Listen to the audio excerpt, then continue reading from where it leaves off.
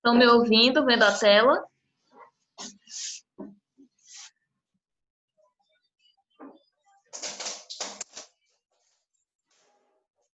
Podemos ir, né? Então, a aula de hoje a gente vai focar em uns textos mais voltados para a questão de literatura. Então, vai ter bastante texto. Quero contar com a colaboração de vocês para lerem, então não tenho voz para isso tudo. Mas eu vou ler esse primeiro texto aqui, certo? Da questão 6 do Enem 2019. Um amor desse era 24 horas lado a lado, um radar na pele, aquele sentimento alucinado, coração batia acelerado. Bastava um olhar para eu entender que era a hora de me entregar para você. Palavras não faziam falta mais. Ah, só de lembrar do seu perfume, que arrepio, que calafrio, que o meu corpo sente. Nem que eu queira, eu te apago da mente. Ah, esse amor deixou marcas no meu corpo. Ah, esse amor, só de pensar, eu grito, eu quase morro. E aí, o enunciado da questão diz assim: essa letra de canção foi composta especialmente para uma campanha de combate à violência contra as mulheres, buscando conscientizá-las acerca do limite entre relacionamento amoroso e relacionamento abusivo. Para tanto, a estratégia empregada na letra é A. Então, a gente tem que observar que o enunciado, a gente volta ao texto, compreende o sentido do texto, está falando claramente de um relacionamento, o eu lírico está falando de uma outra parte do seu relacionamento, e aí o enunciado nos dá algumas pistas, que essa é uma canção que foi feita especificamente para uma campanha de combate à violência contra as mulheres.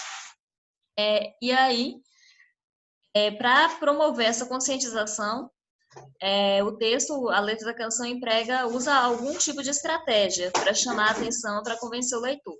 E aí essa estratégia letra A revelação da submissão da mulher à situação de violência, que muitas vezes a leva à morte.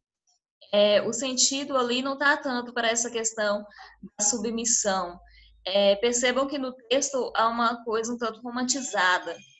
Essas expressões que a gente usa quando a gente aparentemente está apaixonado por alguém, pensa na pessoa 24 horas, o coração bate acelerado, e aí a gente vai ver por que aqui isso tem um sentido diferente. E a ênfase na necessidade de se ouvirem os apelos da mulher agredida, que continuamente pede socorro, isso está implícito na letra, isso não está claro assim. Letra C. Exploração de situação de duplo sentido que mostra que atos de dominação e violência não configuram amor. Então, a gente percebe aqui no enunciado que essa questão de conscientizar acerca do limite entre dois tipos de relacionamento, relacionamento amoroso e relacionamento abusivo. E aí, a letra C vai dizer que explora esse duplo sentido que mostra atos de dominação e violência não configuram amor. Então, nessa alternativa aqui, a gente tem expressões que abrangem, sim, tudo que o enunciado deu para a gente e também o que a gente pode perceber lá na letra da canção, que é justamente essa questão do duplo sentido. Como eu falei, tem algumas expressões aqui que são expressões de quando a pessoa está apaixonada de fato. O coração vai até acelerado, pensar na pessoa 24 horas, só que aí, se a gente olhar para o lado da mulher que sofre, que é agredida, que sofre um relacionamento abusivo, a gente percebe quão tensa é essa situação, de pensar na pessoa 24 horas, de estar o tempo todo alerta. Então, a gente já começa a observar de um outro ponto de vista. E a letra da canção explora justamente isso, essa questão do duplo sentido. Vocês entenderam isso aqui? Entendi. Entendeu? Tudo bem. Vou aumentar o volume, senão não vou ouvir vocês. Agora sim. Vamos lá. A próxima é questão 9 do Enem 2019. Alguém pode ler o texto, por favor? Meu caro Sherlock Holmes, algo horrível aconteceu às 3 da manhã no Jardim Lauriston. Nosso homem que estava na vigia viu uma luz às 2 da manhã saindo de uma casa vazia. Quando se aproximou, encontrou a porta aberta e na sala da frente o corpo de um cavalheiro bem vestido. Os cartões que estavam no seu bolso tinham o nome de Enoch J. Drebber, Cleveland, Ohio, Estados Unidos. Não houve assalto e nosso homem não conseguiu encontrar algo que indicasse como ele morreu. Não havia marcas de sangue nem feridas nele. Não sabemos como ele entrou na casa vazia. Na verdade, todo o assunto é um quebra-cabeça sem fim.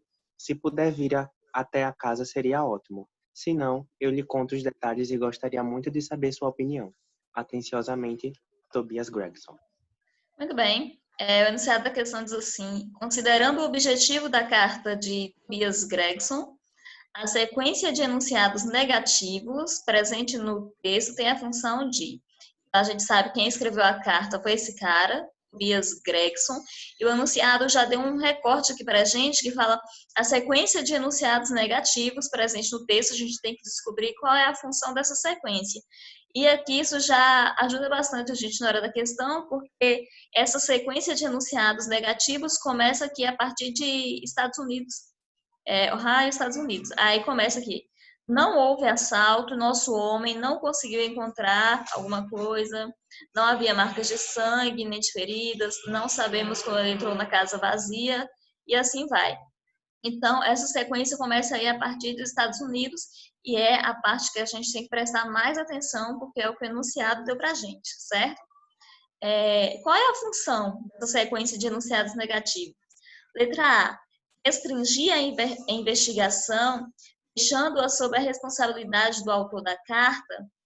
É bom a gente observar que quem escreve a carta é o Tobias Gregson, e ele escreve a carta justamente pedindo ajuda a alguém mais experiente, ao Sherlock Holmes, um cara de quem vocês provavelmente nunca ouviram falar. Mas ele era um detetive muito famoso, lá, lá pelas décadas de 1880, não sei. Ele foi um detetive muito famoso. Na verdade, é um detetive fictício, muito famoso. E aí, esse Tobias Gregson escreve essa carta para esse homem nada conhecido entre nós. Então, obviamente, a função da sequência de enunciados negativos não é restringir a investigação, porque ele fez a carta justamente com o propósito de abranger essa investigação a mais uma pessoa que compreendesse mais. Letra B: refutar possíveis causas da morte do cavaleiro, auxiliando na investigação. A gente tem que observar de novo a sequência. Não houve assalto e nosso homem não conseguiu encontrar, não tinha marcas de sangue nem feridas. Então, esses enunciados negativos estão apontando para coisas que poderiam talvez ser o motivo da morte da pessoa. Então, ele usa isso aqui para, já dei a resposta, justamente para refutar as possíveis causas da morte, auxiliando na investigação. Aí já faz um recorte, a gente saber que, para já eliminar aquilo e facilitar a investigação. Identificar o local da cena do crime, localizando no Jardim Lawrenson, isso não está dentro do nosso recorte das enunciados negativos. Letra D: introduzir o destinatário da carta, caracterizando sua personalidade. Não há ali uma caracterização da personagem, é o contexto da cena do crime. Apresentar o vigia, incluindo entre os suspeitos de assassinato. Também não está dentro do nosso recorte ali dos enunciados negativos. Vocês entenderam? E uma pontuação interessante é que sempre que a gente tem um enunciado negativo, alguma coisa de adversidade também, na maioria das vezes vocês podem associar com a palavra refutar. Refutar é dizer não, é combater. É dizer porém, não é bem assim. Então, refutar, vocês podem fazer essa associação aí, certo? Então, a nossa alternativa é a letra B. Vocês entenderam isso aqui? Sim. Sim. Questão 24, do Enem 2019, porque eu só escolhi questões do Enem 2019 para essa aula e para a próxima. Alguém pode ler, por favor? Nós queremos cantar o amor ao perigo, o hábito da energia e da temeridade. A coragem, a audácia e a rebelião serão elementos essenciais de nossa poesia. A literatura exaltou até hoje a imobilidade pensativa, o êxtase, o sono. Nós queremos exaltar o movimento agressivo, a insônia febril, o passo da corrida, o salto mortal, o bofetão e o soco.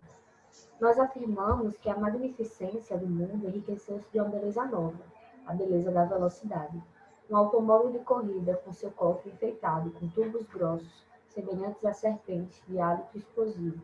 Um automóvel rugidor, que parece correr sobre a metralha, é mais bonito que a vitória de Samotrácia. Continuar. Nós queremos entoar hinos ao homem que segura o volante, cuja haste ideal atravessa a Terra, lançada também numa corrida sobre o circuito de sua órbita.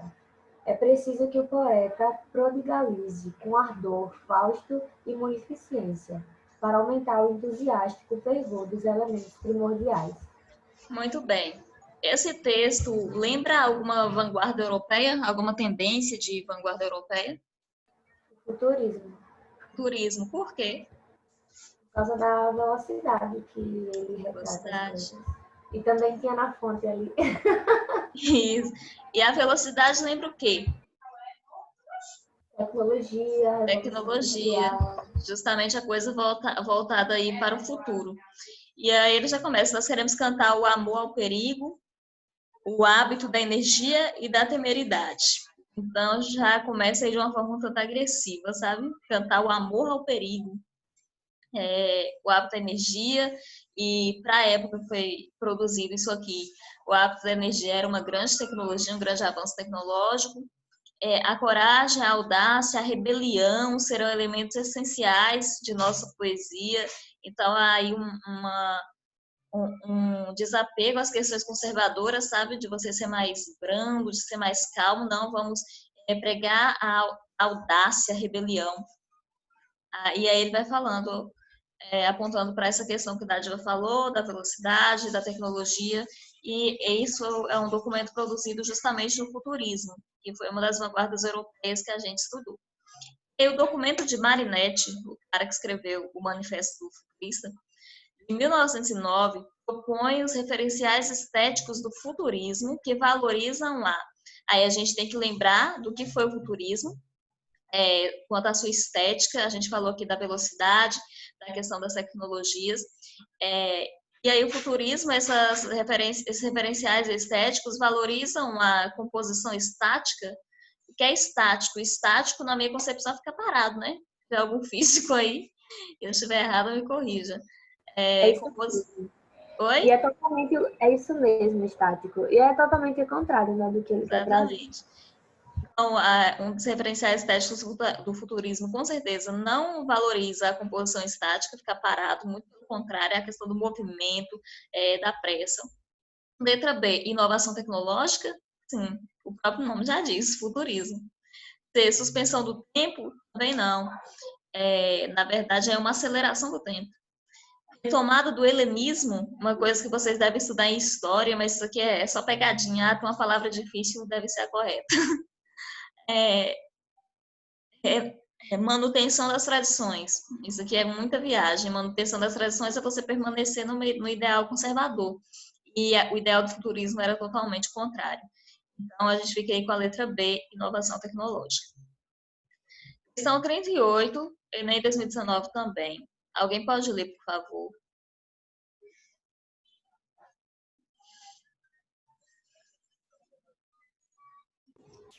A máquina de costura avançava decidida sobre o pano. Que bonita que a mãe era, com os alfinetes na boca. Gostava de olhá-la calada, estudando seus gestos, enquanto recortava retalhos de pano com a tesoura. Interrompia às vezes seu trabalho. Era quando a mãe precisava da tesoura. Admirava o jeito decidido da mãe ao cortar o pano. Não hesitava nunca, nem errava. A mãe sabia tanto. Tita chamava de como quem diz, tentava não pensar as palavras, mas sabia que na mesma hora da tentativa tinha-as pensado. Ou era tudo tão difícil. A mãe saberia o que ela queria perguntar-lhe, intensamente e agora quase com fome, depressa, depressa, antes de morrer. Tanto que não se conteve. E mamãe, o que é desquitada? Atirou, rápida como uma voz sentindo. Tudo ficou suspenso. Se alguém gritasse, o mundo acabava, ou Deus aparecia. sentia Ana Lúcia. Era muito forte aquele instante, forte demais para uma menina.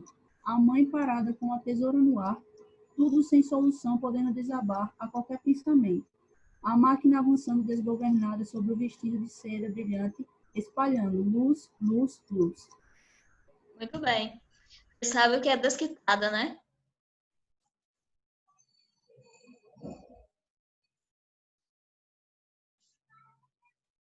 Sabe? Eu não sei, não. Meu Deus. Eu achei que todos éramos da mesma época. Desquitada divorciada. Não. Desquitada divorciada. Hum. Deriva até de uma palavra do latim. Acho. Sabe aquele negócio que a gente fala, estamos quites? Eu não lembro bem como que é, mas isso, estamos quites é quando tá tudo certo, né? Então, desquite seria estão separados. Isso vem aí de uma palavra do latim, por isso que desquitada é separado dentro de um contexto conjugal, matrimonial. E é interessante é que é uma criança perguntando para a mãe que está fazendo uma atividade ali de costura e do nada a guria solta o que é desquitada. Provavelmente para uma época em que esse assunto era um tabu, o divórcio. Então é interessante a gente compreender esses termos para a gente contextualizar aqui no sentido. E aí o enunciado da questão diz assim, escrita na década de 1960, ou seja, época de tempos retrógrados, quase igual a 2021, a narrativa põe em evidência uma dramaticidade centrada na letra A, insinuação da lacuna familiar gerada pela ausência da figura paterna. Letra B, associação entre a angústia da menina e a reação intempestiva da mãe. C, relação conflituosa entre trabalho doméstico e a emancipação feminina. Letra D, a representação de estigmas sociais modulados pela perspectiva da criança. Letra E, expressão de dúvidas existenciais intensificadas pela percepção do abandono. Qual dessas alternativas vocês querem chutar aí? Acho que eu chutaria a D. A D por quê? Tem que explicar o chute, Carol. É verdade, eu pedi vocês chutarem. Então, a D mesmo. Porque percebam que a letra D é a única alternativa que contempla tudo que o enunciado pediu junto com o texto. Representação de estigmas sociais modulados pela perspectiva da criança. O foco principal aqui desse texto já começa, a gente já sabe pelo título, menina. Está tudo voltado pela questão da criança e a pergunta que a criança faz. E ela faz uma pergunta justamente sobre essa questão dos estigmas sociais. Ela pergunta do nada, ela observa a cena e pergunta do nada o que é desquitada. O que seria uma mulher desquitada, divorciada, no caso. E aí a gente compreende aqui, a gente contextualiza, escrita na década de 1960, então a gente compreende que era uma época em que assuntos como aquele eram tabus. Então, representação de estigma, essa narrativa põe em evidência uma dramaticidade, então a gente tem que observar o drama centrada na representação de estigmas sociais modulados pela perspectiva da criança. A letra A. Já começa aqui, a gente já pode eliminar por conta disso aqui, insinuação da lacuna familiar gerada pela ausência da figura paterna. Tudo nessa questão que está muito subtendido. A gente já observa aqui que essa questão da figura paterna é implícita. O foco é a menina, está falando sobre a situação ali entre ela e a mãe, e a ausência da figura paterna não é implícita. Talvez a figura paterna seja até presente. Ou talvez não. Se a gente for interpretar aqui, por exemplo, por que a menina perguntou para a mãe o que é desquitada? Porque talvez a mãe fosse. Então, fica subtendido. Mas está muito subtendido para ser a nossa alternativa. Letra B, associação entre a angústia da menina e a reação intempestiva da mãe. A gente não vê isso. Na verdade, a gente vê, ela fala, mamãe, o que é desquitada? Atirou rápida com uma voz sem timbre. Então, aqui ele fala angústia da menina, ela perguntou rápida com uma voz sem timbre. A gente não percebe tanto essa questão da angústia. Tudo ficou suspenso, se alguém gritasse, o mundo acabava ou desaparecia. Isso aqui é a situação ao redor dela. Ela perguntou naturalmente na inocência de uma criança. Letra C, relação conflituosa entre o trabalho doméstico e a emancipação feminina, outra coisa que está muito distante aí do que o enunciado e o texto pediu para a gente, embora isso fique subentendido dentro do contexto geral. Letra E, expressão de dúvidas existenciais intensificadas pela percepção do abandono. O abandono também está subentendido. Então, letra D, representação de estigmas sociais modulados pela perspectiva da criança, pois é a única alternativa que contempla tudo aí que o enunciado pediu e que a gente pode absorver do texto. Vocês entenderam? Sim. Vamos lá. A viagem. Questão 43 do Enem 2019. Alguém pode ler, por favor?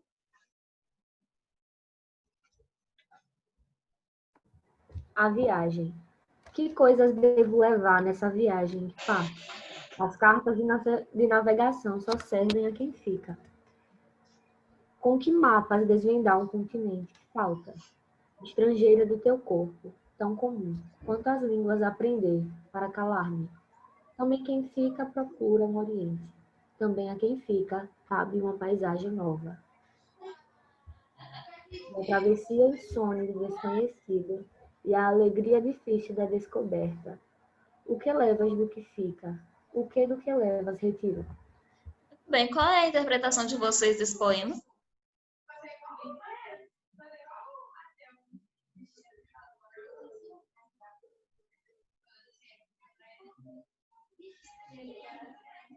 Ou não entenderam nada?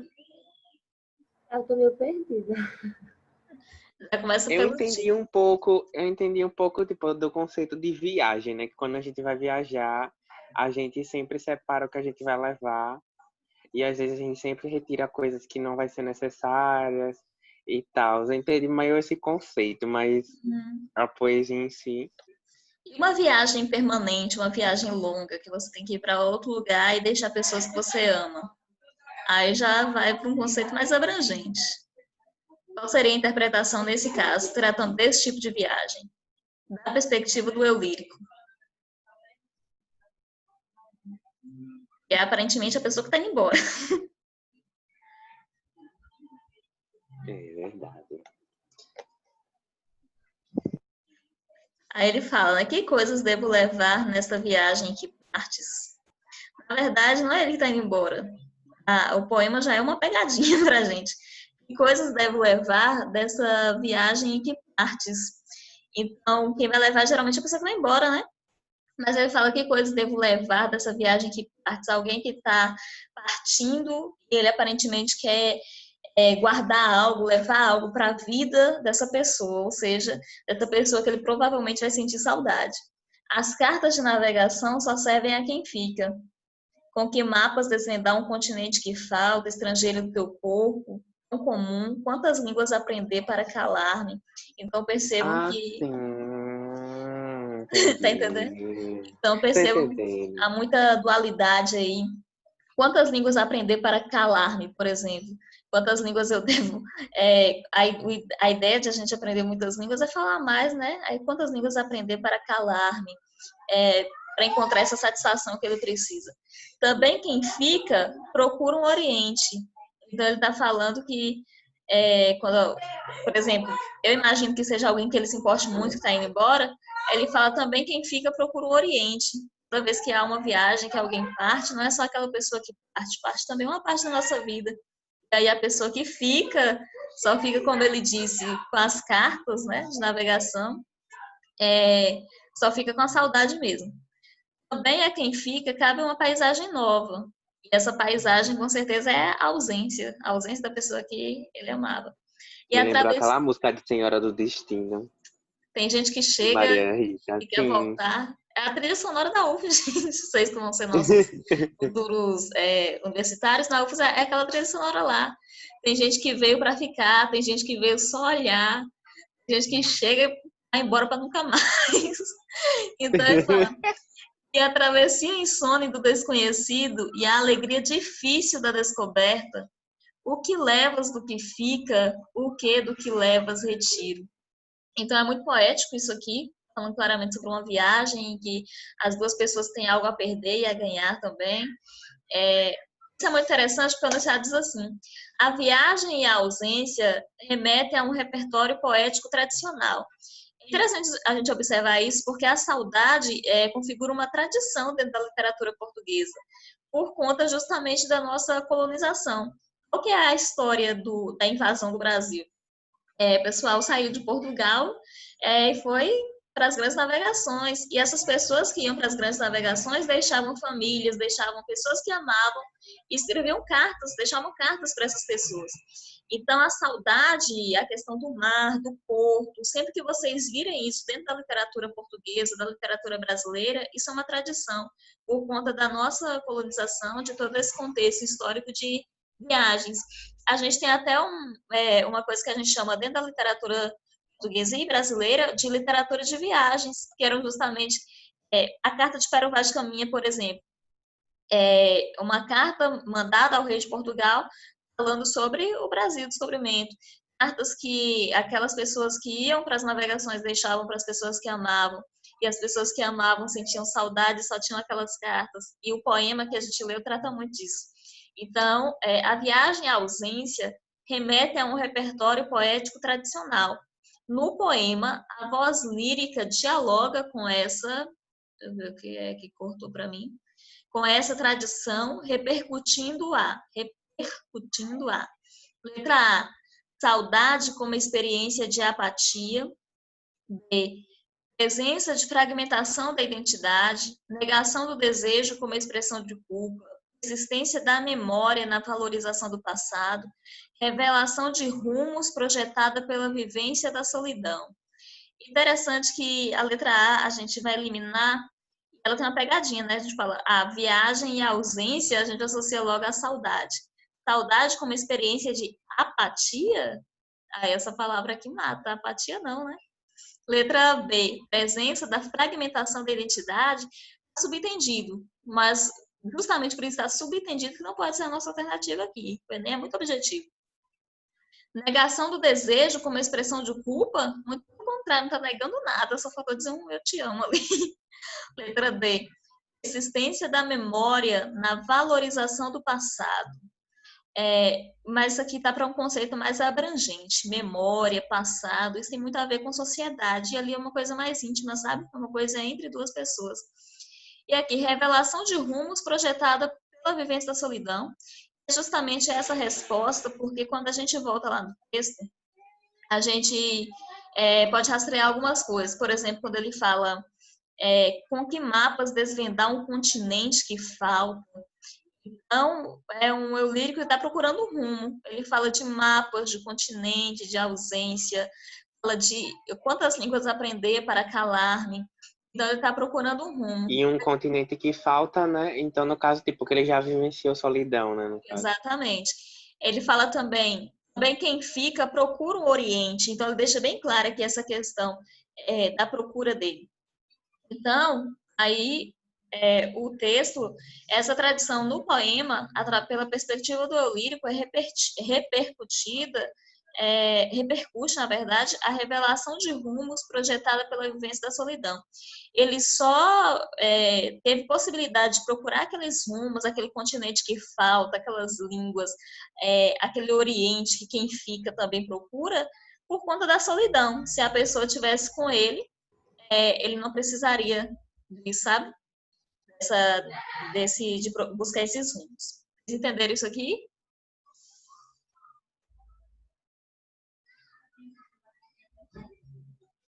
Sim.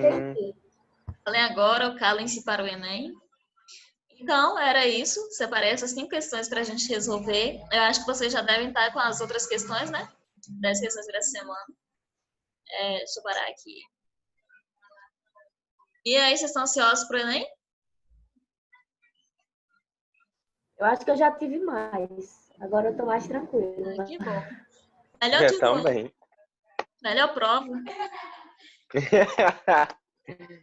Só 100 A questões de gente resumo. vai, né, no dia 24, aí sim. Às Só vezes ser eu tenho, bombardeada de texto e criar um texto no primeiro dia. né? Ficar numa Tranquilo. escola calorenta por 5h30. Gente, Nem cuidado, fala, viu? nem fala uó. Protejam-se. O coronavírus está aí. Às vezes eu tenho vontade de fazer o Enem de novo só para responder 100 questões de ciências humanas e de linguagens num dia. É uma situação muito prazerosa. Adoro. E faltar no segundo dia, né, de exatas, que eu não quero isso pra minha vida nunca mais. Gente, deixa eu contar pra vocês. Aproveitar que a gente tem tempo, eu vou contar, porque eu só contei as partes boas da minha experiência com o Enem, né? Só que uma vez eu fiz o Enem, eu não sei quando foi. Não, acho que foi no último Enem que eu fiz, sim. Não sei, não lembro. Foi um Enem que eu fiz. Primeira prova, adoro, né? Ciências humanas, linda, maravilhosa. São o dia inteiro só respondendo questões. Quando chegou no segundo dia, que foi a prova de exatas, eu lembro que eu tive uma crise de ansiedade. Eu tava com cólica normal, cólica menstrual, e eu também tava com cólica renal. Eu quase morri aquele dia. E a crise de ansiedade atacou justamente os meus rins. Eu lembro que eu fui morta. Eu me via, achava que eu era um cadáver. Fazer a prova numa escola calorenta, no meio do nada. Uma sala lotada, sabe aquela sala que cabe 20, eles colocam 75 pessoas? Estava eu lá naquela sala, morrendo, com dor, quase chorando. Eu juro pra vocês, eu nunca antes na minha vida tinha saído pra ir ao banheiro ou pra fazer qualquer coisa durante uma prova. Eu começo a prova e vou até o fim. Naquele dia, eu respondi 2 questões que eu não aguentei. Eu falei, moço, pelo amor de Deus, não aguento ficar aqui não. Eu tive que ir ao banheiro, lavar meu rosto e ficar lá quase 20 minutos. E a prova, o tempo rolando. Aí eu voltei e falei que essa eu não vou conseguir. Aí eu chutei tudo. Eu chutei tudo, em vez de eu chutar tudo e marcar no gabarito depois, que seria mais, assim, eu poderia chutar certo. Aí não, eu chutei tudo e marquei do jeito que eu chutei. Naquela hora eu marquei no gabarito, faltando acho que 4 horas de prova ainda. Aí depois que eu fiz isso, a paz voltou pro meu corpo. Parou a dor, parou tudo. Eu fui comer o meu lanche e esperar a minha colega lá. Fiquei dentro da sala mais 4 horas. Porque eu gosto de levar o caderno para casa para os próximos Enems. Aí eu fico esperando até a hora de. Aí eu fiquei umas 3 ou 4 horas lá, depois de ter ferrado a minha vida. Mas tá bom, porque tipo, foi o que você fez valendo, que você passa para letras? Eu não sei qual foi esse. Ah, tá. Porque de qualquer forma, tipo, sua área, o peso maior no primeiro dia. Né? Não me prejudicou em nada. Então, gente, não importa o que aconteça no domingo ou no outro domingo, vocês vão ter um depois disso. Com ou sem aprovação. Nós esperamos muito que com aprovação, mas a vida segue. Às vezes acontece, às vezes a vida quer te dar uma surra no dia do Enem. Fazer o quê? Chuta tudo e fica lá esperando o caderno. Esse é o conceito que eu dou para vocês hoje. Não estudem, chutem a prova. Estudar demais. Com os melhores conceitos. Eu vou. Os melhores conselhos e tudo mais. Ai. Se letras der errado, eu vou ser coach. Coach motivacional. Gente, leiam o comando da questão, depois vai pro texto, não sei o que. Não, Carol, não, a gente chute tudo, fique lá zero no seu caderno. Chora em posição fetal depois. É aquilo. E perceba depois que a dor vai embora, porque você terminou a prova no segundo dia. Acorde arrependido, mas não durma com vontade. Com vontade de chutar a prova, chute. Carpe diem, viva esse dia. Como diria Horácio. Pra quê? Saber a quantidade de dias que os deuses decidiram conceder-nos. Viva esse dia, acreditando o mínimo possível no amanhã. No final, a gente sempre tem um depois disso. É o que eu deixo pra vocês hoje. Beleza? Mas enfim, gente, brincadeiras à parte, tô torcendo muito por vocês. A gente ainda tem mais uma aula de resolução de questões. Não me decepciona na prova de linguagens. Tá muito chateada. A de exatas vocês podem chutar. Os professores de exatas aqui do cursinho não têm acesso a essa gravação. Eu vou até parar.